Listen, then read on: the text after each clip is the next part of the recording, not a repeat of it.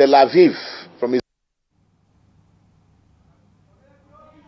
Na msodata kabisa mtazamaji, asante sana, karibu kwenye taarifa za mwendo wa saa 7. Lakini kwanza kabisa, Wakenya hii leo wameungana na ulimwengu kuadhimisha siku ya moyo, kauli mbiu ikiwa moyo wangu moyo wako.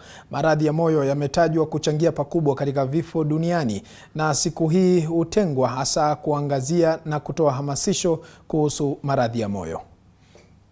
Israel, they came to Medihill for transplant and cardiac procedures.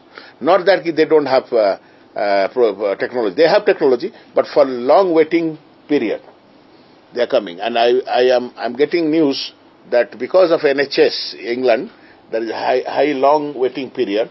People from London also, UK from, they will be our patients one day, very soon by the grace of God. So the idea is Kenya is now the destination of high-end medicine practice in all the fraternities of medical faculty. So, as I told you, I stopped there, but before stopping, I'm telling you, in 2030, in the whole world, all the big bodies of the world in health, including WHO, including American Medical Association, European, Asian, Indian, there is a prediction which is on the basis of evidence-based that 2030, the two diseases will lead to non-communicable diseases. Non-communicable diseases will lead the disease process in the world.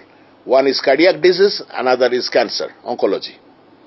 They will constitute 60% of all the disease prevalence and incidences in the world. Are you getting me? So, we have to now be prepared for cancer. Today, Kenya, as we know, in private sector, in a public sector, we are doing very well in many, not only Medihill, but all of our, like Moi Referral Hospital in Eldoret, Kenyatta National Hospital, like all our hospitals in private sector, so many are doing this good things. So we wish you luck and wish you the best.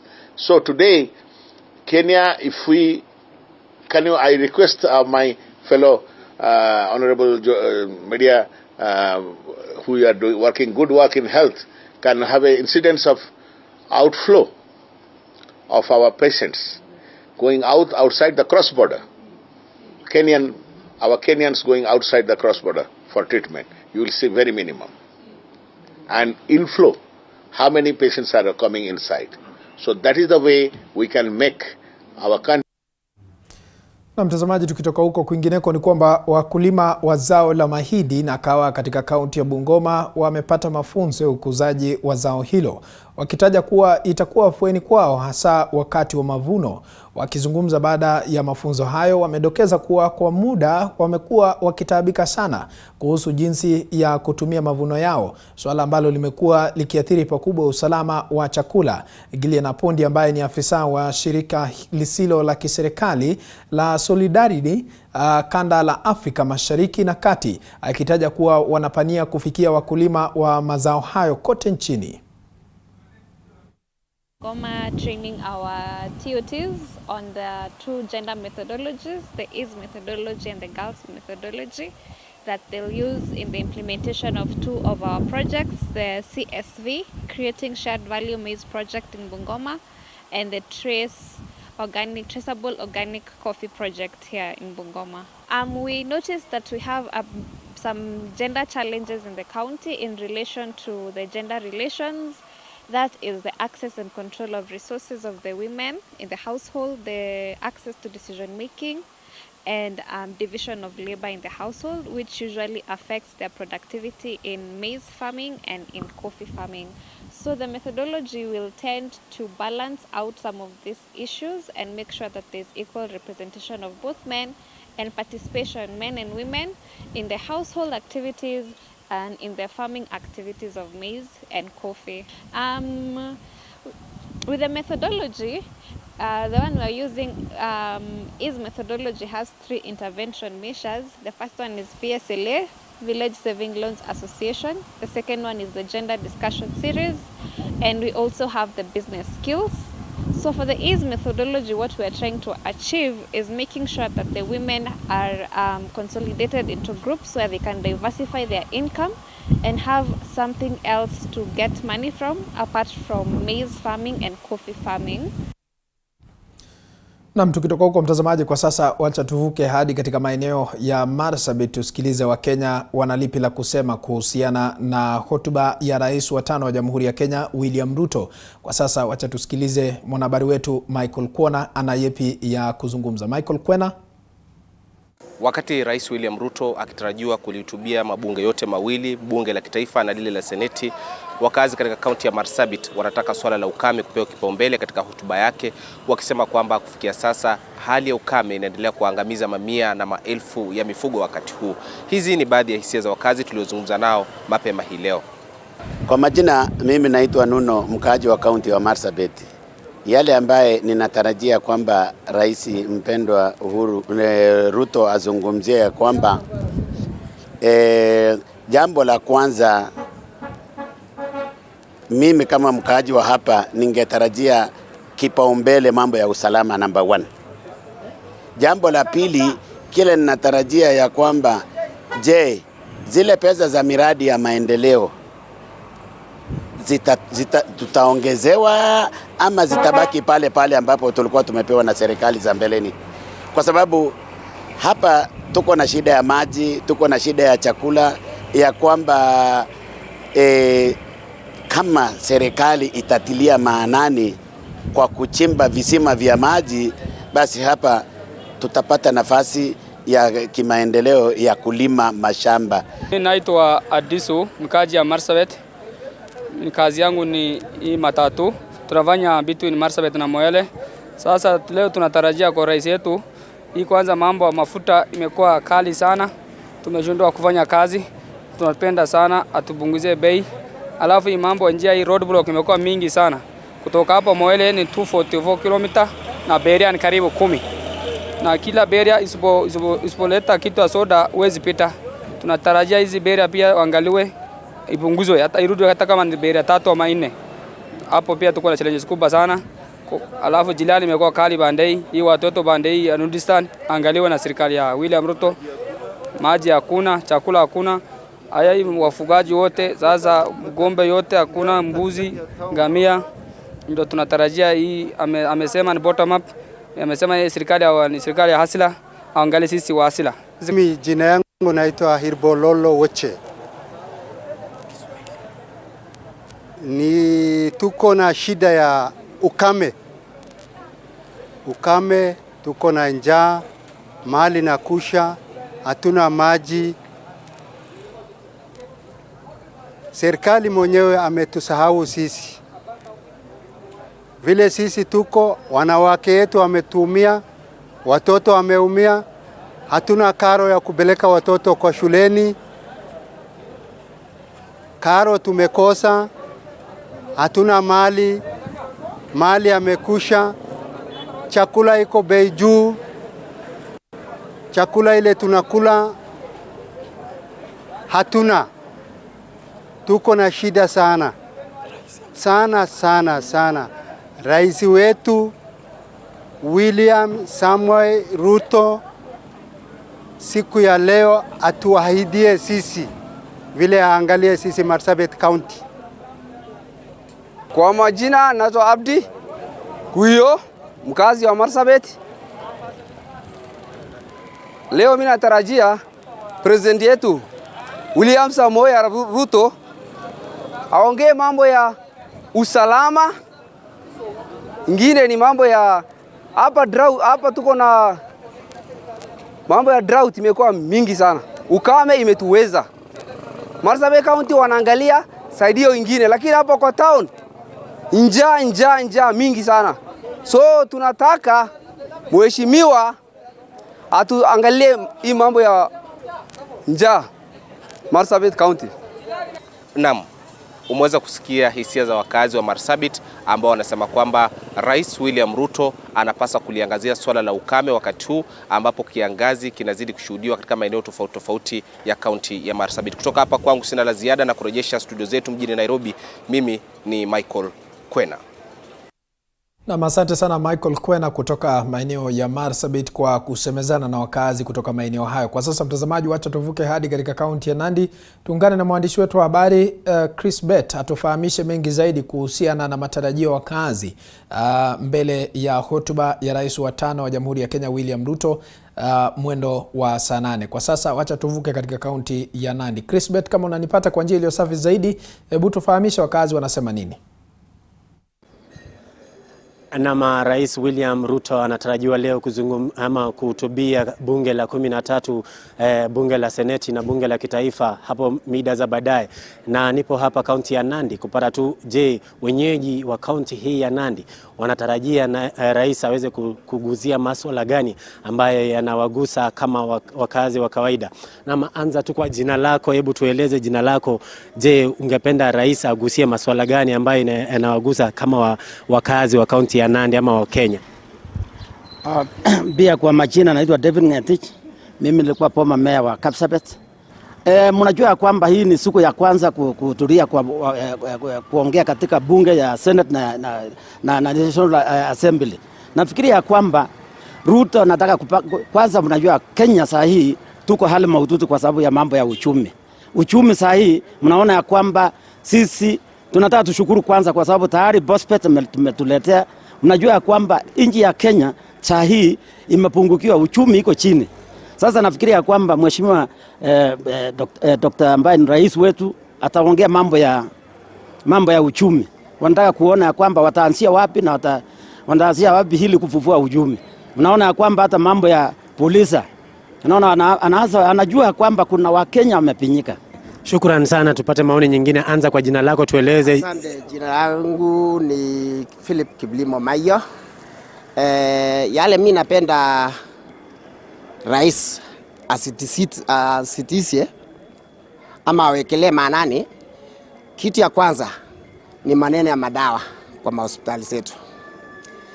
Alafu kitu ya pili ni maneno ya barabara huko mashinani, kwa maana mabarabara huko highways zimetengenezwa. Sasa huko ndani aongee na makavana ama wabunge waangalie hiyo kazi, kwa maana kazi sasa imebaki ni yao. Mambo mengine sitaongea kwa vile wenzangu wataongea mambo yao. Mambo mengine nasema tu namtakia heri, na mimi naomba wale wabunge hata kama ni opposition, kama ni kitu mzuri napitishwa ipitishwe, kama ni kitu wanaona itafinya raia wakatae. Kwa majina ni Keter Stanley, mfanyabiashara kaunti ya Nandi, na tuko na matarajio mengi kutoka kwa rais wetu mpendwa William Samoei Ruto. Na kitu ya kwanza ningependa kuomba ni kuhusu maneno ya infrastructure, maneno ya mabarabara. Waweze kumaliza zenye zilikuwa zinaendelea kujengwa. Pili ni madawa pia katika hospitali zetu, na kuboresha uchumi ya ule mwananchi wa kawaida, ule mwananchi wa chini kabisa. Tumefinyika sana. Kwanza tunangoja zile hustler fund. I hope itafika ground, tuchangamkie, tufanye kazi pamoja. Ukiona sasa uchumi ya Kenya imepanda juu sana. Ukiangalia maneno ya masomo, kuna sasa CPC. Mtoto anaambiwa alete kitu fulani kama kuku. Unapata mtoto anachukua kuku ya jirani anafanya kazi kwa mtaa. Naona sasa inatokaza round. Alafu tena maneno ya infrastructure inaweza kuja baadaye kama ya pili, sasa mkutano wa pili. So mimi naomba rais kuwa ikiwezekana msaidie sasa mwananchi mwenye alikupigia kura hiyo miaka yote hiyo 10 hiyo ama hiyo 5 ya mwisho amekasiwa na maisha. Kwa nyumba ana uchumi ndio hiyo, sukari unapata kama ni pesa mingi sana, karibu 30 kwa kilo 2. So naomba rais kuwa atusaidie si wote wananchi wa Kenya. Asante sana. Na shukrani sana. Ndio maoni ya wenyeji wa kaunti ya Nandi hapo ambao wameweza kutaja vitu mbalimbali ambayo wangependa rais aweze kugusia leo wakati atakuwa na hutubia bunge la seneti na ile ya kitaifa. Aweze kugusia masuala ya barabara, miundo msingi tu, na vile vile kugusia masuala ya elimu ya mtaala mpya wa CBC. Kutoka hapa kaunti ya Nandi sina la ziada, narejesha studioni. Naam, asante sana Chris Bet kutoka katika kaunti ya Nandi. Kwa sasa wacha tuvuke hadi katika kaunti ya Machakos, tuungane naye mwandishi wetu wa habari ambaye amekita kambi katika maeneo hayo, Nicholas Mbai. Kama unanipata kwa njia iliyo safi zaidi, hebu tufahamisha wakazi wanatarajia nini kuhusiana na hotuba ya leo ya Rais William Ruto. Naam, siku ambayo kihistoria rais wa awamu ya 5 William Samoei Ruto anafungua bunge la kitaifa rasmi, ikiwa ni kikao cha mabunge yote mawili, bunge la seneti na bunge la kitaifa, kilewaleta pamoja wanachama na wabunge wote waliochaguliwa na pia wabunge walioteuliwa na vyama. Swala moja kuu ikiwa ni kuhusu nani atakuwa kiongozi wa wengi katika bunge la taifa baada ya mzozo kati ya muungano wa Azimio na Kenya Kwanza Alliance, ambapo kila mmoja anadai kwamba yeye ndiye aliye na wabunge wengi. Lakini je, sheria inasemaje? Ni swala tu la muda kuweza kubainika mbivu na mbichi. Leo rais anatoa hotuba kwa wananchi na pia kwa wabunge ili kuweza kufungua kikao kirasmi. Na wananchi hapa katika kaunti ya Machakos wana matumaini na matarajio mbalimbali. Na kwanza kabisa ningependa kuzungumza na Sheikh ambaye ni kiongozi wa kidini na pia mwananchi wa kaunti ya Machakos. Karibu sana Sheikh. Rais leo anafungua bunge la taifa. Kwa majina naitwa Sheikh Anas Ali Abdallah. Mimi ni imamu wa Jamia Mosque Machakos Town na ni CIPK Lower Eastern na Upper Eastern Chairman. Tunashukuru ya kuwa tumefika mwisho kikomo cha mambo ya kisiasa, na leo ya kuwa president wetu Ruto anafungua bunge letu la kitaifa. Mabunge yote mawili, Senate na Assembly, yote yatakutana pale pamoja kwa ajili ya hotuba tukufu ya kiongozi wetu wa nchi. Kuna mambo kadhaa tungependa kiongozi wetu wa nchi aweze kuangazia siku hii ya leo. Haswa aangazie tatizo hili la njaa ambalo kwamba limeenea katika kila pahali. Vipi watu wataweza kupata kujimudu katika mambo ya chakula. Aweze kuangalia suala la chakula, aweze kuangalia suala la afya katika nchi hii yetu. Na tungependa pia rais wetu aweze kugusia mambo ya umoja wa kitaifa, udumu ili uendelezwe. Vipi anaweza kuunganisha makabila yote. Tunafahamu ya kuwa hata wale ambao kwamba hawakumpigia kura wote ni wa Kenya na wanahitajika wakae pamoja ili kulijenga taifa hili letu la Kenya. Kuhusu suala la kuwa ni nani anaweza kuongoza mabunge haya yote mawili, ni Azimio ama ni Umoja Kenya Kwanza, hili ni mambo ambayo kwamba wao kisheria, sheria yetu inasemaje, wao ni jukumu ambalo kwamba wanaweza kulimaliza, na ni wao ambao kwamba wanatunga sheria zetu za nchi. Katika haya mabunge kazi yao kushughulikia mambo ya kisheria. Hili ni suala litashughulikiwa kisheria. Kama wataenda katika kuvote, kama wataenda katika maamuzi ya kikatiba vile ilivyo, ile ni jukumu lao, watafanya. Lakini sisi kama wananchi tunachokingojea ni kuwa vile watakavyofanya waweze kutoa huduma za haraka kwa ajili ya wananchi. Kwa hiyo tunatarajia ya kuwa hotuba yetu ya leo ya rais wetu wa nchi itakuwa ni ile ambayo kwamba itagusia mwananchi, hata yule wa chini ambaye kwamba ameamka saa hii asubuhi na hajapata mkate. Asante sana. Naam, ni Sheikh hapo akizungumza, na nitakuwa pia najumuika na wananchi wengine ili kuweza pia kuzungumzia swala hizi. Je, unahisi vipi kuhusiana na hotuba ya rais ambayo anaitoa leo katika bunge la taifa? Na hapa pia nina mwananchi mwingine kutoka katika kaunti ya Machakos ambaye ningependa kuzungumza naye. Vipi kaka, kwanza unaitwa nani? Naitwa Kioko Muli. Na leo rais anahutubia mabunge ya taifa yote mawili. Maoni yako ni yapi kama mwenyeji wa kaunti ya Machakos? Matarajio yako ni yapi? Matarajio yangu ni kana kwamba ataongelea vitu zinapaswa kuongelewa na rais. Jambo la kwanza, I don't expect him to interfere with the leadership of the house, because some things are governed by the law. You cannot go there to start talking about majority and minority positions, because it's already governed in the law. And prior elections, there were elections. Before prior elections, parties registered their document with the Registrar of Political Parties. So it's legally known, the majority in the parliament, the majority in the Senate. The other thing I expect him to talk about is he will lure. One thing I'm sure, his speech will be mostly to lure MPs from the opposition to work with the government, so that the executive will have an easy time with the legislature. So I expect issues like the withdrawal of allowances, car grounds of the members of parliament, I'm sure you'll affirm to them that they will be given, which is also very wrong because, as you know, SRC is an independent commission and it shouldn't be interfered with. Whatever SRC decided prior, I think it was in the interest of the citizens of Kenya. Kwa hivyo hata sisi tunashangaa, tumepigia wabunge wetu kura, ulafi ndo wamepeleka mbele, wametusahau sasa. It's a very bad currently. Na asante sana kwa maoni yako. Pia huyu ni mwananchi wa kaunti ya Machakos. Umesikia pale wengi wakizungumzia mzozo wa nani kiongozi wa wengi kwenye bunge la taifa kati ya Azimio na Kenya Kwanza, na pia masuala ya wabunge kujiongezea mshahara pia ni swala ambalo limeweza kuangaziwa. Mambo mengi ambao yanaangaziwa na wananchi, huku pia gharama ya maisha ikiwa juu, wananchi wakitarajia pengine rais huenda akapunguza gharama ya maisha hapa nchini. Basi ni hao tu kwa sasa kutoka katika kaunti ya Machakos. Mimi ni Nicholas Mbai, kwako studio. Asante sana Nicholas Mbai kutoka maeneo ya Ukambani. Kwa sasa mtazamaji, niruhusu tuvuke hadi katika kaunti ya Meru, tuungane na mwandishi wetu wa habari John Javakiani atufahamisha wakazi wanatarajia nini mbele ya hotuba ya rais wa 5 William Ruto. Nama asante sana po Krobi na kupata vyema hapa katika kaunti ya Meru, na bila shaka katika shughuli ambazo zinazoendelea kwa sasa ni kwamba shughuli zimeweza kurejelea baada tu ya mabunge ya kaunti kuweza kuwapisha wawakilishi wadi, na pamoja sasa wananchi wana matarajio mengi kuhusiana pia na wengi ambao wameweza kupewa majukumu ya kuwa viongozi.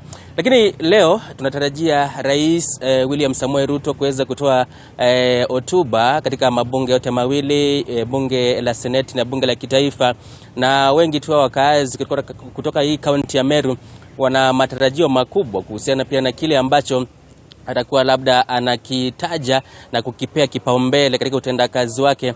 Na bila kupoteza wakati tu niko na baadhi tu ya wakazi hapa.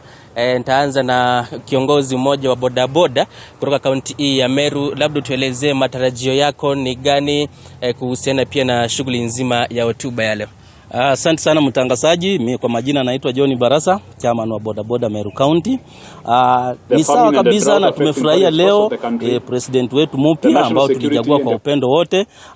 Leo anahutubia bunge lake siku ya kwanza, na sisi kama wana bodaboda, especially kama sisi wana bodaboda au wakazi wa Meru au wana Kenya, sisi tunatarajia kama kitu ya kwanza aangazie maneno ya mafuta, kwa sababu petroli ndio imetuua kabisa. Ndio hiyo kitu aangazie mara moja kama inawezekana, na pia maneno ya unga, vyakula. Hizo ndio vitu nilikuwa natarajia kabisa akifika tu, kitu ya kwanza, agenda yake ya kwanza ikuwe ni hiyo maneno ya mafuta na maneno ya vyakula, kwa sababu saa hii sisi tumemchagua na amepanga cabinet yake, na sasa kazi imeanza. Na kama kazi imeanza, sisi tunatarajia vitu mingi, agusie maneno ya mafuta, atuambie maneno ya vyakula, kwa sababu hizo ndio vitu ambavyo zimeturudisha chini. Hiyo ndio kitu ambao tunatarajia kabisa, na kama inawezekana kama watu ya bodaboda, kwa sababu tunajua watu ya bodaboda tulimusika mkono 100%, na tumesimama na yeye.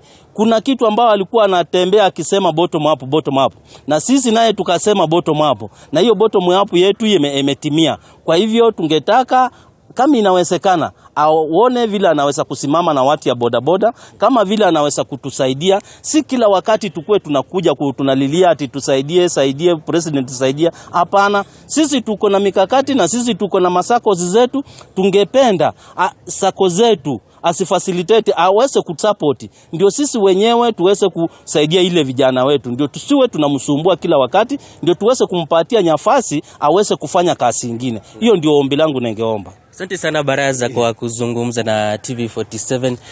Nitaendelea kupata kauli ya mwingine hapa. Nimeweza kubahatika kupata katibu mkuu wa Baraza la Wazee wa Njuri Ncheke ambaye niko naye hapa. Ningetaka pia kusikia kutoka kwake. Bwana Katibu, karibu tena sana kwenye TV47. Tunajua Baraza la Wazee wa Njuri Ncheke lina nafasi kubwa sana katika serikali ambayo uwe inaongoza, iwe ya kaunti ama iwe ya kitaifa. Labda una lipi la kusema kuhusiana pia na hotuba ya siku ya leo? Okay, asante sana K24. Majina TV47.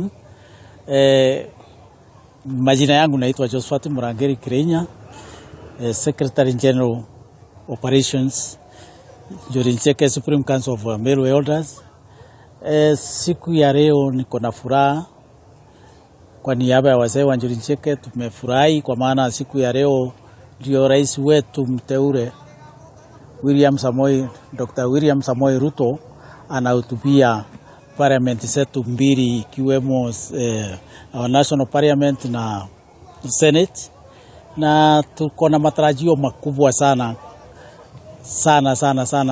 tukiangalia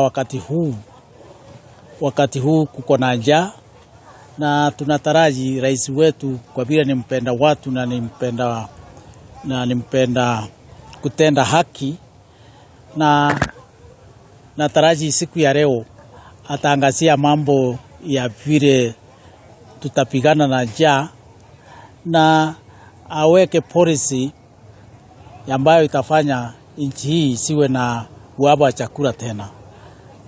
Lakini kwa dharura tungeomba chakula ya msaada ipatikane kila kona za nchi. Tukiangalia Meru ilikuwa na njaa, lakini wakati huu Meru iko na njaa. Tukiona Meru iko na njaa, Kenya yote iko na njaa. Kwa hivyo tunajua rais wetu siku ya leo atatoa kauli ni vipi wananchi watapata chakula kwa meza. La pili, tungetaka policy ya serikali kutoka na parliament zetu sote mbili ya kuteremsha bei ya petroli, kwa maana imekuwa tiso kwa gharama ya mwananchi wa kawaida na mwananchi wa juu.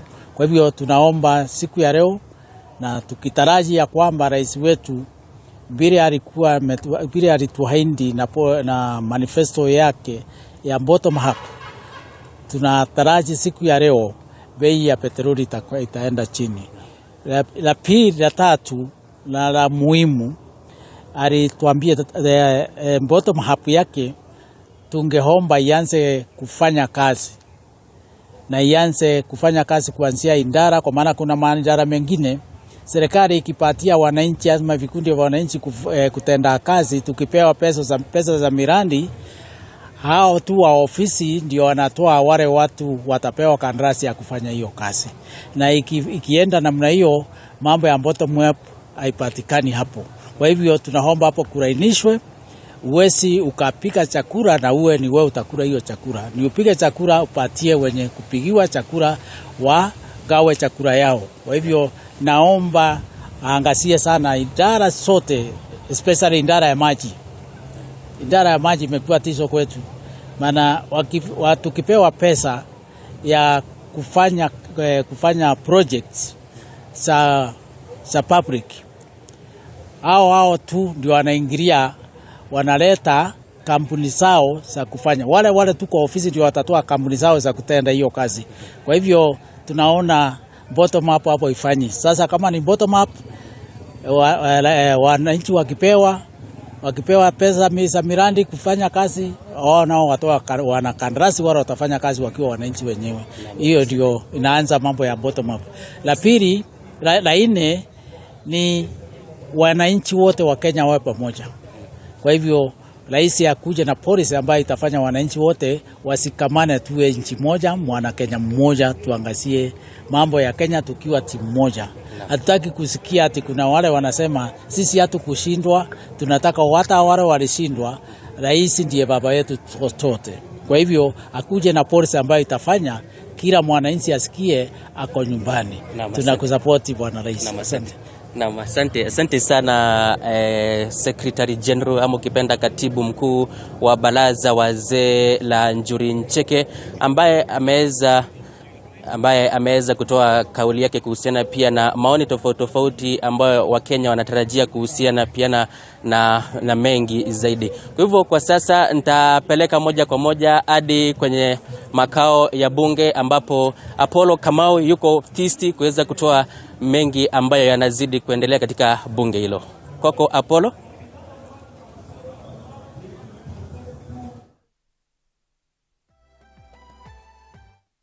Katika majengo ya bunge ambapo tunasubiri ufunguzi rasmi wa bunge, ikiwa ni kikao cha pamoja bunge la seneti na lile la kitaifa. Rais William Ruto aweze kufika hapa na kufungua bunge rasmi. Kumbuka ni bunge la 13. Na kwa hivi sasa tunaye mbunge wa Kaloleni Paul Katana ambaye anaungana nasi. Mheshimiwa, karibu sana TV47. Leo tunatarajia rais afike hapa, ni mara yake ya kwanza kufungua bunge rasmi na pale kuna hotuba yake. Matarajio yako ni yapi? Asante sana. Kwanza wacha niwapongeze wakazi wa Kaloleni kwa kuweza kunichagua na kurudi tena kama mbunge wao kwa kipindi cha pili. Leo ni siku maalum ambapo rais atafungua rasmi bunge na tunangojea kusikiza hotuba yake. Baada ya hotuba yake tutajadili hiyo hotuba kwa siku 7. Matarajio yangu mimi kama mjumbe wa Kaloleni, eneo bunge langu limekumbwa na kiangazi kingi sana. Sasa hii sehemu nyingi hazina maji, hazina chakula, pia mifugo haina lishe, mifugo mingi imekufa, na natarajia kwamba rais atazingatia swala sana hili la ukame ili tuhakikishe kwamba hakuna Mkenya yoyote ambaye ataangamia kwa sababu ya njaa. Pia wananchi sasa kuna utata mkubwa sana katika hili swala la pesa za maeneo bunge CDF. Unajua hiyo ndio imekuwa ni mfuko mmoja ambao umekuwa ukisaidia wananchi sana. Watoto walikuwa wanaenda shule, sasa kuna a lot of confusion. So tunaomba hilo swala pia litatuliwe ili watoto wetu waweze kurudi mashule. Kwa sababu wasipoenda shule then tutarudi nyuma na umaskini, kwa sababu hakuna nchi inayoendelea bila elimu. Kwa hiyo kuna hayo matarajio, na pia tunatarajia angazie mambo ya vijana, angazie mambo ya kina mama, ajira kwa kina mama, ajira kwa kina vijana, na tusonge mbele kama taifa. Asante sana mheshimiwa kwa maoni yako. Na sijui pengine kuna kuanzia wiki ijayo,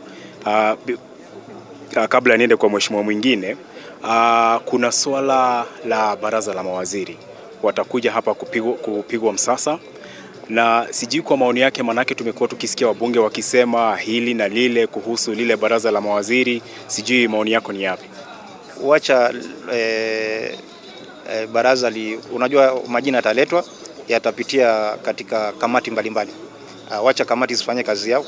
Nikwenda kwa moja katika zile kamati, nitafanya kazi yangu kule, alafu wacha yaje bunge. Sasa hii hatuwezi kuzungumza swala ambalo halijafika ndani ya bunge. Asante sana mheshimiwa. Ni mheshimiwa Paul Katana, mheshimiwa Kaloleni katika majengo ya bunge hapa. Tuungane tuna mheshimiwa mwingine hapo kutoka eneo la Pokoti Magharibi, mheshimiwa Kosing. Mheshimiwa, karibu sana TV47. Yes. Mheshimiwa, leo ni siku ya kwanza kwa Rais William Ruto kufika hapa kufungua bunge la 13 rasmi hii leo. Sijui unatarajia nini kwa hotuba yake? Ya kwanza ningependa kumshukuru Mungu kwa kutupatia siku kama hii kama Wakenya. Ya pili pia na congratulate the president kwa sababu yeye atakuja leo kwa mara ya kwanza kama president of the Republic of Kenya kufungua bunge. Mimi kama mjumbe wa this 13th parliament nakaribisha sana. Ya pili, of course matarajio yangu ni yale yako katika kichwa chake. Ya kwanza ni bunge, na ningependa kueleza Wakenya, bunge inafanya kazi ya executive, right? Parliament has no business of itself. Business yote ambayo parliament anataka kuprocess ni executive. How is it? It is like this. Executive which is headed by the president. Anapatia bunge na kusema this I want to do for Kenyans, so please approve for me so that I'm able to do it. So parliament is like a gatekeeper. So president cannot do anything, for example legislative or anything that require legislative kwa mraia kabla hajapitia bunge. Kwa hivyo sisi nakaribisha president wetu wa 5 wa Jamhuri la Kenya akuje atuambie sisi ama ambie sisi, this is the agenda I want to do for Kenyans. And of course priority will be number 1 will be approval of cabinet secretaries ambaye yeye amenominate. So hiyo itakuja bunge. Hiyo itakuwa ni business ya kwanza, ama I will say first, one of his first agenda to parliament. Number 2, his economic framework. Ile angependa sasa ku revive economy ya Kenya, atambia wa Kenya namna gani, mimi ningependa namna hii. Number 3, his cradle, his important agenda, which is Hustlers Fund, you know, must also top on the agenda, upon which he will now tell us, you know, guys, Parliament, I want to do this for the people of Kenya. And of course, I will also expect him to deal or to talk about mambo ya famine, amanja, ambayo ina ravage almost 80% of this country. The entire pastoralist, from Meru, you know, border from Meru all the way to Somalia border, and all the way to Turkana, all the way to Mombasa, you know, and the entire pastoralists are facing ravages in terms of famine. I'm sure the president then will also be able to mention something about it, and also insecurity, you know, and other threats, for example, the threats to this country. I'm sure the president will be able to tell us about that, and also the state of economy of the country. You know, how are we as a country, and what does he expect us as Parliament to be able to help him? That is what I'm expecting, you know, that he's going to do. And once he does that, of course now Parliament will discuss about it for like 4 days or 5 days, upon which then some of the proposals Ambassador President Ataleta will have been precipitated into a legislative proposal, a sessional paper. And of course the one will be that now I'm hoping that the Speaker will be able to give a communication, which is the ministers, and then we'll now start vetting the ministers. Yeah, I think that's the first agenda. Yes. Asante sana mheshimiwa kwa maoni yako. Pengine kidogo kabla ya kurejea ni wapeleke watazamaji wetu mapumzikoni, alafu baadaye tutarejea na habari zaidi kutoka hapa katika makao ya bunge. Manake ni wengi hapa wanataka kuzungumza, lakini Tony, kidogo tu utanikubalisha tu niongee na waziri mteule hapa ambaye alikuwa gavana wa Kwale, Salim Mvurya. Kidogo tu tusikie akona yapi ya kusema. Hongera waziri. Asante sana. Kwa kuingia serikalini. Uko katika baraza la mawaziri. Sijui siku ya leo unahisi vipi? Kwanza mimi nataka kumshukuru sana Mheshimiwa Rais William Ruto kwa uteuzi ambao amenitunukia kuwa waziri wake wa mambo ya madini na mambo ya uchumi samawati. Na jambo muhimu hivi sasa ni kwamba tunangoja bunge watupiga msasa, alafu baadaye tutapeana mwelekeo wa yale ambayo tunayafikiria katika wizara hiyo. Lakini jambo la muhimu ni kwamba tunajua matarajio ni mengi kwa Wakenya, na mimi nikiwa waziri mteule nina hamu kubwa kwamba tuweze kuanza kuwatumikia Wakenya ili uchumi wa Kenya uweze kuinuka na wananchi waanze kupata kufaidi matunda ya serikali hii ya Mheshimiwa Ruto. Kwa hivyo niko tayari kuwahudumia katika hali zozote ili kuona kwamba tunaweza kufaulu. Tukichukua wadhifa huu pia nimekuwa gavana vipindi viwili, kazi nimefanya. Kwa hivyo na hakika hata hapa tukimalizana na bunge, kazi pia nitafanya ya kuhakikisha Kenya tumeitumikia vizuri. Na leo pia tunampongeza rais wetu akiwa anaongoza kufungua bunge letu hili ili liweze kuanza kujadili sheria rasmi na kuanza kupitisha mambo muhimu na kujadili mambo muhimu yanayoikumba taifa letu. Kumekuwa na usemi hapa na pale ukilinganisha baraza hili la mawaziri na la serikali ambayo imeenda. Kumekuwa na wataalamu pale, hapa kuna wasiasa ambao ni wengi na vile vile pia ni wataalamu. Sijui tutarajie serikali ina gani ama baraza la mawaziri la ina gani? Mimi nimesikia watu wengi wakitoa maoni yao kuhusu baraza la mawaziri la sasa na lile lingine. Nafikiri umuhimu wa baraza hili la sasa hivi ni kwamba tutakuwa na uwajibikaji mkubwa kwa wananchi wa Kenya. Na ndio maana rais wetu ameagiza kwamba mawaziri wake watakuwa wanakuja bungeni kujibu maswali. Kwa hivyo baraza hili kwanza ni baraza ambalo liko sawa kabisa. ni baraza ambalo limejumuisha wachapakazi.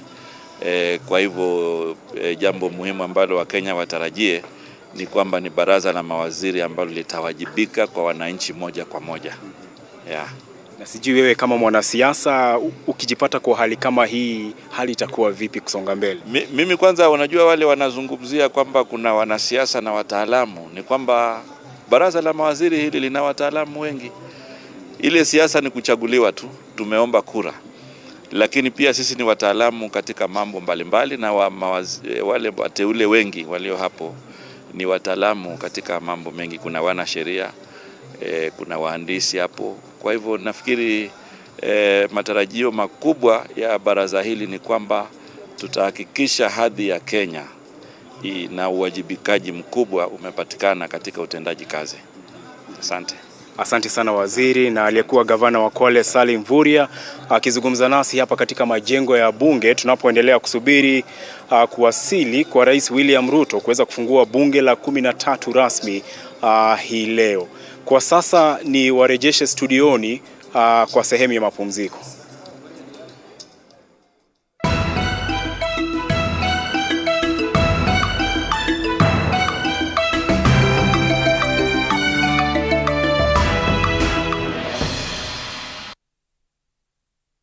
You are watching TV 47, the home of untold stories.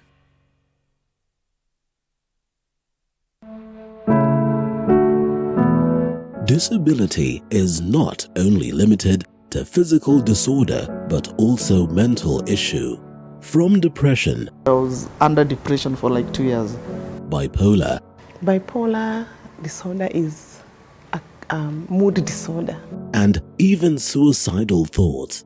When I was just about to hang myself, a certain voice just talked to me, and I believe that was God. I tried suicide more than 6 times. Beyond the Limit has gone beyond its limit to find answers so as to help everyone go through life with ease. Join Muthoni Maina every Saturday at 7:30 p.m.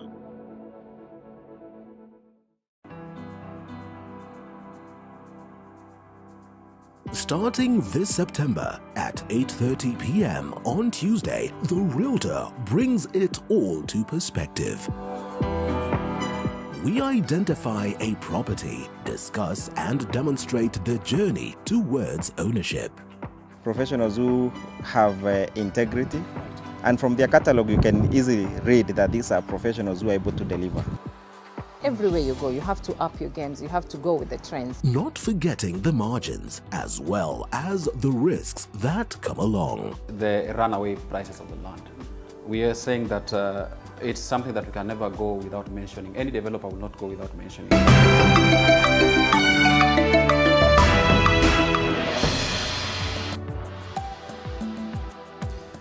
Naam, karibu tena mtazamaji kwenye awamu nyingine, nizidi kukufahamisha taarifa kemkem kutoka pembe zote humu nchini.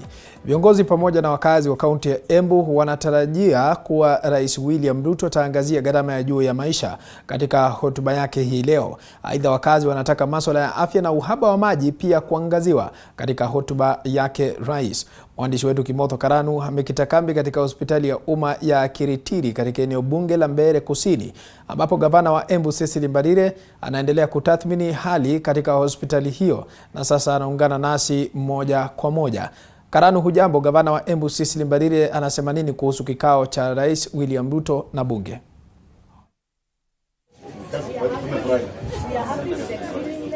Naam, asante sana Kirobi. Niko katika hospitali ya level 4 ya Mbeere, na ambapo gavana wa Embu Cecily Mbarire tayari ameanza kukagua miradi ambayo na haswa ni mambo ambayo yanahusiana na afya, na ambapo kwa sasa gavana huyo amehakikishia wananchi kwamba wataendelea kupata huduma ya afya. Lakini leo tunatarajia kikao cha kwanza cha bunge na rais ambaye ni William Ruto, kikao chake cha kwanza. Kumbuka Ruto si mgeni sana na vikao vya bunge kwa sababu amekuwa katika hatamu ya miaka 10 akiwa chini ya rais alikuwa hapo awali Uhuru Kenyatta. Kwa hivyo kuna baadhi ya mambo ambayo yanatarajiwa na wananchi, lakini kwa sasa tuko na gavana wa Embu Cecily Mbarire, na ambaye anaonekana kwa udani anaangazia masuala ya afya kwa udani mno na pia maji.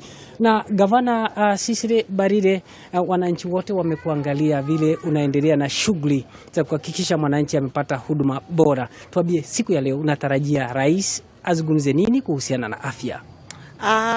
Siku ya leo tunatarajia kwamba Rais William Ruto atakuwa anaangalia mambo ya universal healthcare. Kumbuka ya kwamba Jubilee walikuwa wamepromise wananchi universal healthcare, lakini haikuwezeka. Na yeye mwenyewe ametuambia lazima atahakikisha kila Mkenya amepata huduma bora ya afya, especially huku mashinani. Na ndio maana sisi wenyewe tumekuja hapa Kiritiri Hospital, ambayo ni level 4 hospital, kuangalia shinda ambazo wanapata, challenges, ndio tuhakikishe by the time hii universal healthcare ikuwe possible, sisi facilities zetu ziko sawa, ziko na dawa, ziko na matibabu, na tuko na madaktari wa kutosha na mambo ile ingine yote ambayo inatakikana.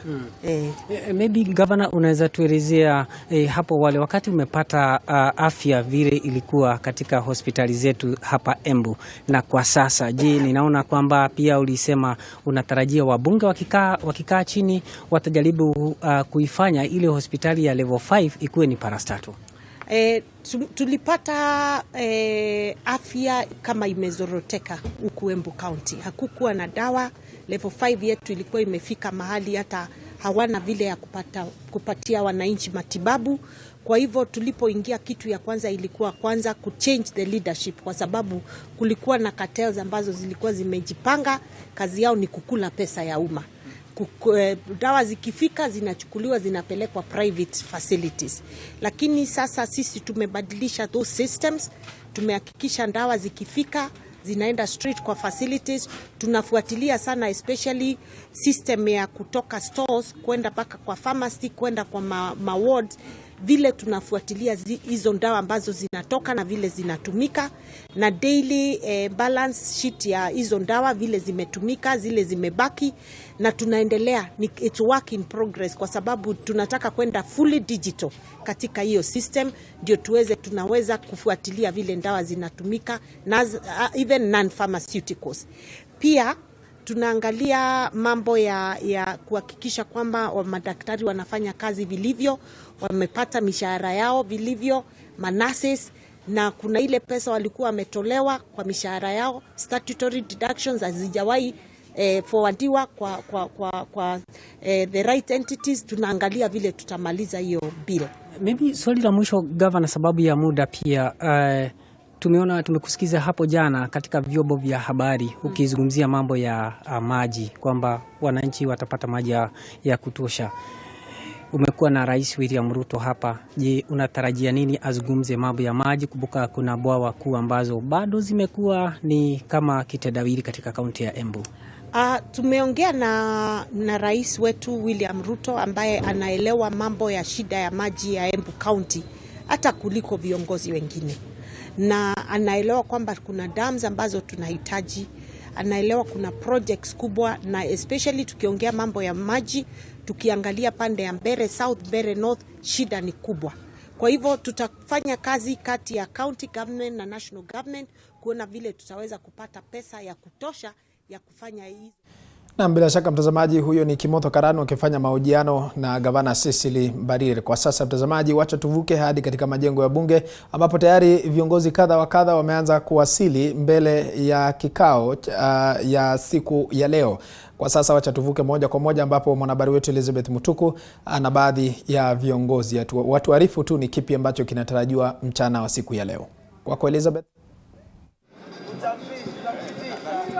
Namna bila shaka ndio hivyo. Mimi na mwenzangu Apollo Kamau kutoka ukumbi huu wa bunge la kitaifa, ambapo Rais William Samoei Ruto anatarajiwa kuhutubia taifa dakika kidogo zijazo, zikiwa ni dakika za lala salama katika mahawamu ya wabunge kuingia katika maeneo haya, na sio wabunge tu bali ni viongozi mbalimbali kuanzia hata baraza la mawaziri lililoteuliwa. Viongozi hawa wote wakikongamana katika bunge hili ili kuweza kusikiza kile ambacho kipo katika kikapu chake Rais William Samoei Ruto, hii ikiwa ni hotuba yake ya kwanza na hotuba ambayo itakuwa inatarajia kufungua maswala ya bunge, na kuanzia wiki ijayo tukiwa tunatarajia kuona shughuli kamili. Lakini kuna baadhi ya yale viongozi wanatarajia siku hii ya leo kuhusiana na yale kuanzia maswala ya usalama, maswala ya uchumi miongoni mwa mengine. Lakini wakati huu nitakuwa nikizungumza naye waziri mteule Aisha Jumwa kuhusiana na matarajio yake na vile vile kauli yenyewe kuhusiana na uteuzi wake, maswala haya na mengine. Asante sana kupata nafasi kuzungumza nami siku hii ya leo. Najua umefika hapa ni kwa ajili ya maswala ya hotuba hii yake Rais. Kwanza niseme kongole zaidi. Matarajio yako siku hii ya leo ni yapi? Unajua mimi hapa bunge ni kama nyumbani. Nimekuwa hapa, nimelelewa, nimekuzwa katika taaluma mbalimbali na tajriba mbalimbali. So leo kama kawaida na ilivyo kalenda ya bunge, basi kabla kuanza lazima rais afike mahali hapa ili akaweze kulifungua rasmi. Tunamtarajia wakati wowote sasa, kuanzia sasa, na matarajio ni mengi sana kutoka kwa Wakenya, na mimi ninaamini ya kwamba tunaye rais mwenye anaweka maneno yake. Ahadi alizotoa kwa Wakenya wakati ule wa campaign, sasa imefika wakati wa kwamba tuweke kila kitu nyuma, kile kilichokuwa kinafanyika wakati wa campaign, na tuwe na Kenya moja kama anavyosema, na tuangalie zile ahadi ambazo aliziweka mbele za Wakenya na Wakenya wakamkubali. Ni wakati sasa wa kutimiza. Na kwa sababu juzi alitaja baraza lake la mawaziri, nataka nimshukuru sana kwa kuwa mimi ni mmoja wao katika baraza la mawaziri, na tuna imani ya kwamba tutakapofika katika kamati ya ile ya vetting ya bunge, basi tutapewa nafasi ya kuitumikia taifa chini ya uongozi wake.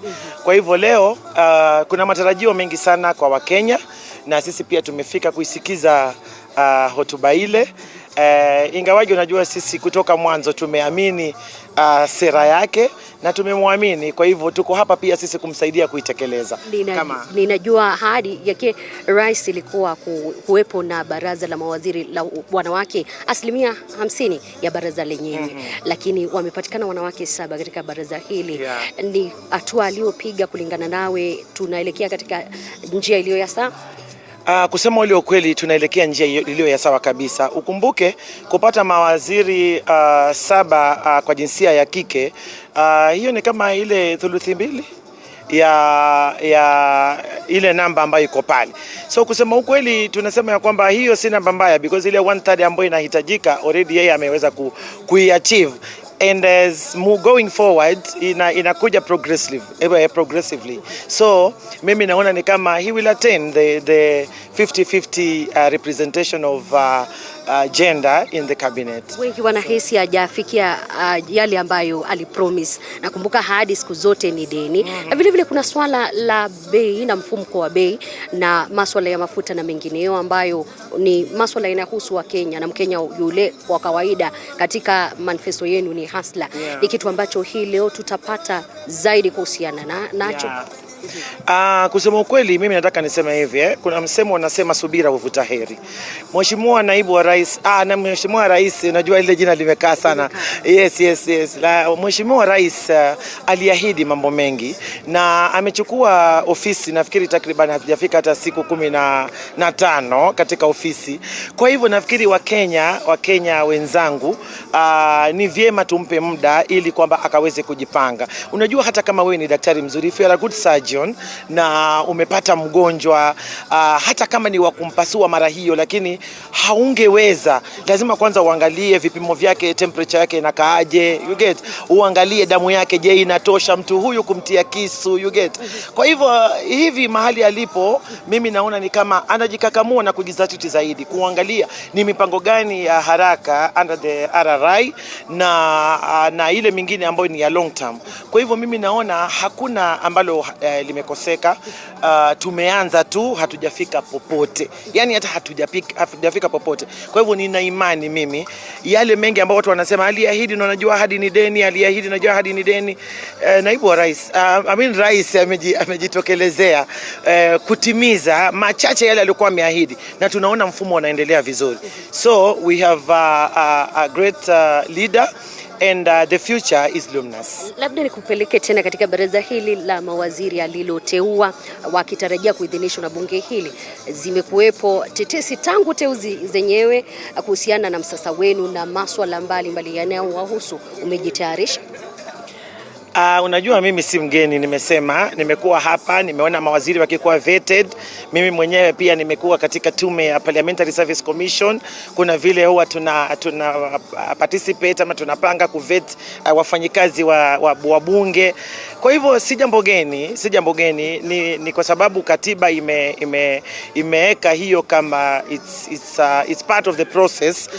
So we are preparing to appear before the vetting committee and all shall be well. Kuna baadhi wanauliza maswali kuhusiana na competence ya wale walioteuliwa kuhudumu katika baraza hili. Yes. Na kuhusiana na masomo, kuhusiana na masuala ya integrity na mengine. Ni kitu ambacho unahisi hakitaingia siasa ndani yake? Mimi nataka niseme hivi, kila mtu ana strengths zake na weaknesses zake. So watu wakisema kwamba kuna wengine ambao sijui wana tajriba hii, wana mambo haya, mimi nataka niseme unajua wewe unaweza kuwa mwanasiasa and at the same time you are a professional, because maybe wewe ni member wa professional body, na hiyo inasema ya kwamba kila mtu ana tajriba yake. So mimi kile ninataka kusema ni kwamba unajua hufanyi peke yako.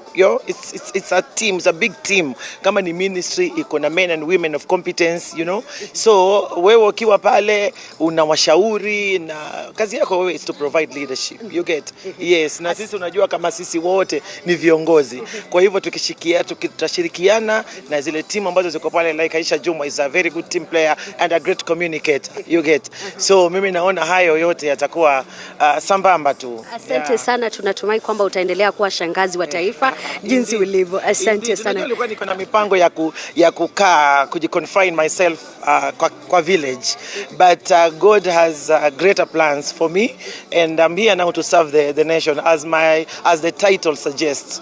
Yes. Sana kupata nafasi kuzungumza nasi siku hii leo.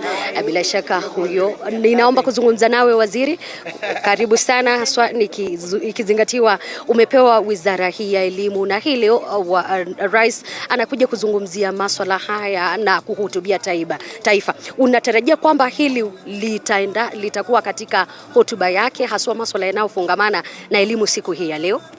Yeah, thank you very much. I'm Honorable Secretary Machogu, Cabinet Secretary Designate, Minister of Education.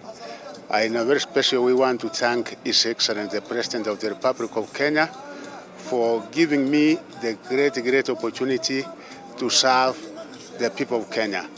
And I know today His Excellency, the President, is setting the agenda for this country, what we promised during the campaign in the various sectors of the economy, among them education, because education is the engine of development.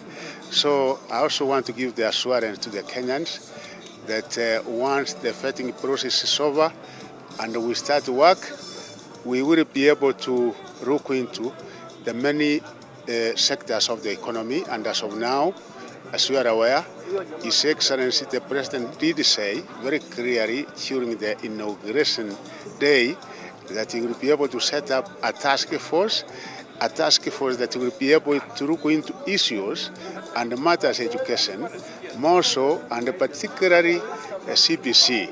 So it is the recommendations that will be able to emanate from the task force, after which they will be presented to His Excellency the President of the Republic of Kenya, and after that, I'm sure we will be able to implement whatever comes out of those recommendations. So for now, I know the Kenyans are very much concerned. The Kenyans are very anxious as to what will come out, but we want to give the assurance that yes, our patience, we are equal to the task, and we will be able to take this country, and more so, the means of education, to another level. There is the question of integrity also, which is coming out strongly from the other political wing on the nominated cabinet secretaries in this by the president. What is your take on this? And also matters CBC. Do you think we should proceed with CBC, or is something which can be upgraded for the sake of this country? Yeah, thank you very much. As it is very clear in our Constitution of Kenya, integrity is one of the issues, and indeed, the drafters of the Constitution are to include this because, village. As we know, but God has greater plans for me, and I'm here now to serve the nation as the title suggests. Yes. Sana kupata nafasi kuzungumza nasi siku ya leo. Bila shaka huyo, ninaomba kuzungumza nawe waziri. Karibu sana, ikizingatiwa umepewa wizara hii ya elimu, na hii leo rais anakuja. Almost every part of the country I've gone to, serving as district commissioner, and also served in various ministries in the government of Kenya. And my record is known. Even when I served as member of parliament here, I was the chairman of a committee known as Member Services and Facilities.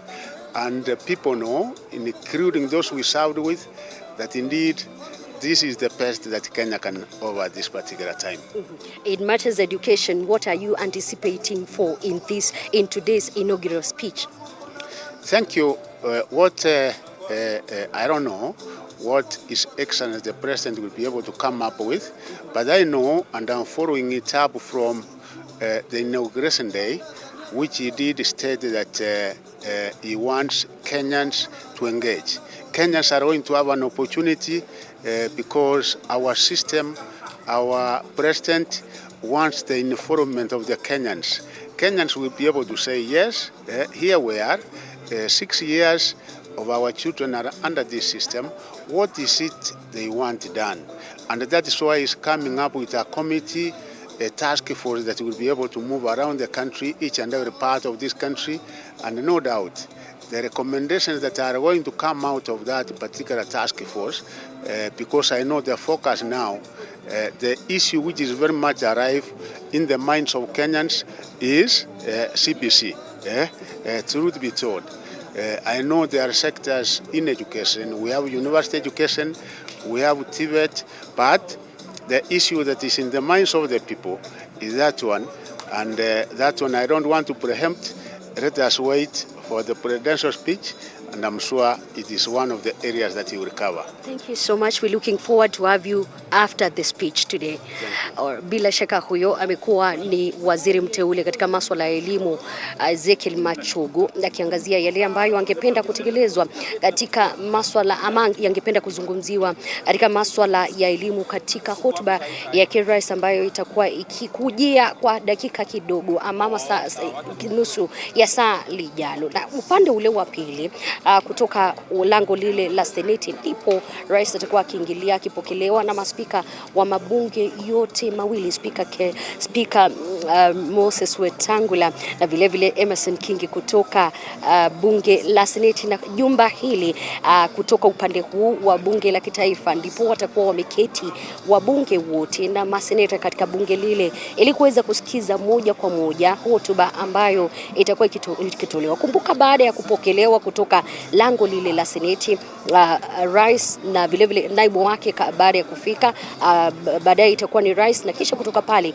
watakwenda kusaini rekodi katika bunge lile la kitaifa na lile la Seneti, maspika wale, ili kuweza baadaye kuelekezwa katika bunge la kitaifa ambapo wabunge kutoka mirengo yote ya kisiasa wana matarajio yao kuhusiana na yale yatakuwa yakiangaziwa hii leo. Kumbuka, hotuba yake rais inakujia wakati ambapo kuna changamoto kuhusiana na masuala ya uchumi, kutoka masuala ya uchumi, masuala ya ukame na vile vile ukosefu wa chakula nchini katika baadhi ya maeneo, na vile vile masuala ya usalama, kizingatiwa baadhi ya kaunti 6 katika taifa hili zina changamoto ya usalama. Ni yale ambayo Wakenya wana matarajio kuwa yatazungumziwa, na nikizungumza na baadhi ya wabunge wanahisi kwamba kuna yale yaliyo karibu kwa rais kuweza kutekeleza katika siku zake za kwanza, na baadaye nitakuwa nikizungumza hilo na zaidi tukizungumza na mwanahabari wetu Apollo Kamau. Lakini kwa sasa ni kurejesha katika picha za moja kwa moja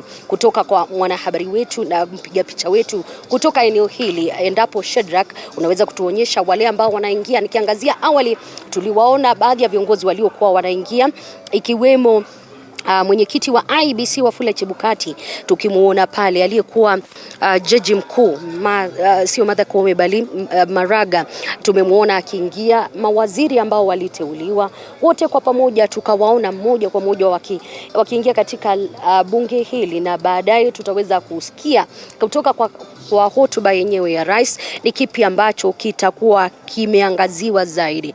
Kumbuka uchumi ni kitu kimoja ambacho Wakenya wana matarajio, lakini kwa sasa niruhusu nizungumze naye aliyekuwa gavana, lakini kidogo anasema muda wake umekwisha na atahitaji kuzungumza baadaye. Lakini kumbuka yale ambayo Wakenya wanatumaini yao ni yale kuhusiana na uchumi. Kumbuka mfumuko wa bei ni kitu ambacho kinadhirika siku kwenda nyingine, na kumbuka vile ruzuku ya mafuta iliondolewa, japo wabunge niliozungumza nao na tuliozungumza nao kutoka upande huu wanasema kwamba ni njia bora ambayo mwelekeo bora aliyochukua rais katika siku zake za kwanza.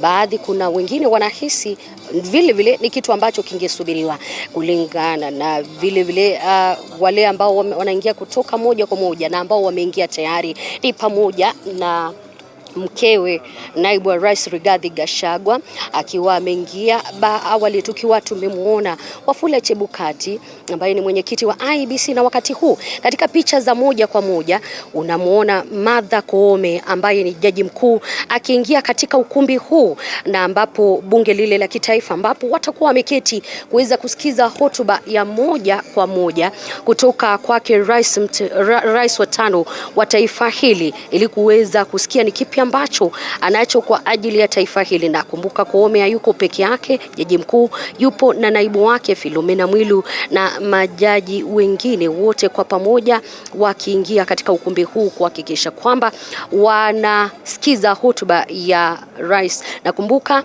yamekuwepo maswali kuhusiana na masuala ya mahakama na uhuru wa mahakama, ni kitu ambacho baadhi ya mirengo ya kisiasa imekuwa ikiibua kuhusiana na mwelekeo ambao ulichukuliwa na rais kuhusiana na kupea fedha ama kuangazia fedha ambazo zinastahili kwenda katika mahakama. Baadhi ya viongozi wakihisi kuwa husuguba baina ya mahakama na serikali huenda ukawa changamoto zaidi katika masuala ya utekelezwaji wa sheria na vile katika sera mbalimbali endapo zitatekelezwa na kuwepo na tashwishi. Ni baadhi ya yale wa Kenya na haswa viongozi walio katika mirengo mbalimbali ya kisiasa waliibua. Lakini kumbuka wiki hii Rais William Samoei Ruto aliweza kutangaza baraza lake la mawaziri, na baraza ambalo linatarajiwa kuhudumu katika kipindi hicho cha miaka 5. Na sio hilo tu pekee, kumbuka hawa walioteuliwa watapata nafasi kuweza kupigwa msasa katika bunge hili. Kumbuka kamati ya upigaji msasa wataweza kufika mbele yake, na nikizungumza na waziri Aisha Jumwa awali alinielezea kuwa wapo tayari na sio jambo jipya, na watakuwa wakiweza kujieleza mbele ya kamati hiyo. Lakini picha ambazo unapata moja kwa moja ni za naibu wa rais Rigathi Gachagua ambaye anaingia katika ukumbi huu na bunge hili la 13. Kumbuka wakiingia baadaye watakuwa wakimpokea rais, na picha hizo za moja kwa moja ni za kutoka eneo hili na bunge hili,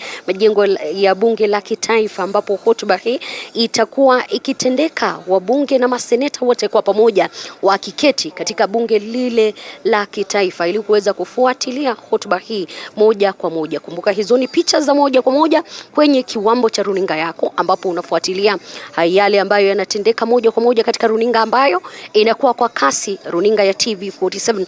Picha za Rigathi Gachagua ambaye ni naibu wa rais akiingia pale. Awali tuliwaona viongozi walioingia kiwemo upande wa mahakama wakiongozwa na jaji mkuu Martha Koome, na sio huyo pekee bali jaji wa awali na jaji mkuu mstaafu David Maraga tulimuona akiingia. Wafula Chebukati mwenyekiti wa IEBC pamoja na makamishna baadhi yake tukawaona wakiingia katika ukumbi huu na majengo haya ya bunge ili kuweza kufuatilia hotuba hii. Kumbuka endapo viongozi wale wa upinzani watakuwa wakiingia, ni kitu ambacho tutakuwa tukikueleza kwenye kwenye taarifa, sio taarifa bali matangazo haya ya moja kwa moja. Lakini nikisema awali ni kwamba kuna yale ambayo ni muhimu kulingana na wananchi na kulingana na viongozi wa wananchi katika bunge hili, na labda nikupeleke tu jinsi ambavyo mambo yatakuwa katika ukumbi huu na katika jengo hili. Ni kwamba kuanzia sasa, wakati wote kuanzia sasa, rais atakuwa akiingia, na baada ya kuingia atakuwa akipokelewa na viongozi na uongozi wa bunge, kisha baadaye ataelekezwa katika afisi za spika wa bunge la kitaifa na bunge lile la seneti kuweza kusaini kwamba rekodi kwamba ameingia katika jengo hili, na baadaye wawili hawa wataweza kumuongoza ili kuingia katika bunge lile la kitaifa ambapo hotuba hiyo itakuwa ikifanyika. Na katika pale ndipo kutoka pale maspika wote watazungumza kumpokea rais wa 5 wa taifa hili, na kisha baadaye atatoa hotuba yake na rasmi hilo litakuwa limefungwa. Na wiki ijayo ama wakati ambapo bunge litakongamana, ina maana kwamba shughuli yao ya kwanza ya kujadili itakuwa ni ile hotuba ya rais, endapo ilipata vigezo ama ilipita vigezo walivyokuwa wameyafikia, ni baadhi ya yale watakuwa wakijadili. Lakini kwa sasa wote kwa pamoja wanaingia katika ukumbi ule maseneta, na nikisikiza baadaye awali nilipokuwa nazungumza na wao ni kwamba hamna yeyote wakati huu anataka kupiga ama kupingana na hilo. Wote wanataka kusikiza, kisha baadaye wale ambao kulingana na idadi ambayo na mwelekeo ambao utatolewa na spika wa bunge la kitaifa Moses Masika Wetangula, ni kwamba watapata kufahamu ni nani aliye wa wengi na ni nani aliye wachache, na kisha kutoka pale, baada ya kujua ni nani aliye na wengi na wachache, wataunda ile kwa kimombo inafahamika kama House Business Committee ambayo itatoa shughuli za bunge, na kisha kutoka pale wataenda kwa kamati mbalimbali. Kumbuka kamati hizi zinaweza kuundwa kupitia kujua ni nani walio wengi na ni nani walio wachache, na kisha kutoka pale shughuli za bunge zitaanza rasmi. Wale wa upande wa upinzani wataanza kupiga msasa bunge ama bunge hili la kitaifa shughuli, na vile vile serikali kuhusiana na yale ambayo itakuwa ikitekeleza. Lakini kwa wale niliozungumza na wao katika bunge hili, viongozi mbalimbali wanahisi kuna yale yanaweza kupewa kipaumbele katika manifesto yake Rais William Samoei Ruto, manifesto ambayo ameangazia mengi, lakini kulingana na wabunge wa Azimio One Kenya, huenda baadhi yake yakakosa kutekelezwa. Kwa nini? Zaidi ya yale aliyoahidi. Lakini picha hizo ndi za moja kwa moja kutoka bunge hili la kitaifa na bunge, majengo ya bunge, ambapo masuala hayo ya hotuba ya kwanza ya rais yanatarajiwa moja kwa moja. Nitakuwepo hapa na sipo peke yangu, nina mwenzangu Apollo Kamau ambaye tutakuwa tukizungumza kabla ya rasmi hotuba hii kuanza.